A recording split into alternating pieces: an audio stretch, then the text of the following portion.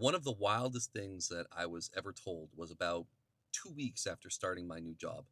I was walking down the hallway and I happened to run into the owner of the company that I was working at. And obviously, I'd only been there for 2 weeks, you know, said, "Hi, sir, how are you doing?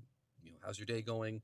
And he's an older gentleman. He founded the company, whatever, 40 years ago, 40-ish years ago.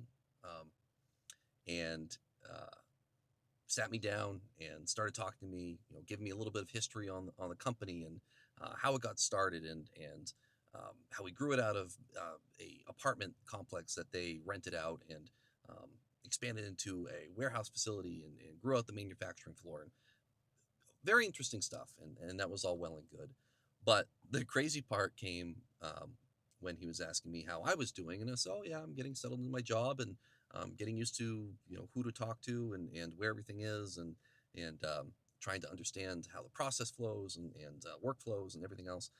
And he looks at me and he goes, "Just so you know, we are an invoicing company above all else."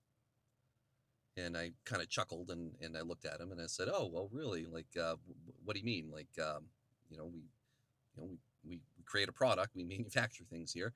He goes, "No, no, no, no. Don't get it twisted. We manufacture product, but we are an invoice company. Your job is to generate invoices for us." And right then, that should have been an indicator for how the next few years were going to be. And I've never forgotten that. And because all that red flag, all those alarm bells that went off, they were 100% right. So if you happen to be at a job and you get that gut feeling like something just isn't right, trust your gut.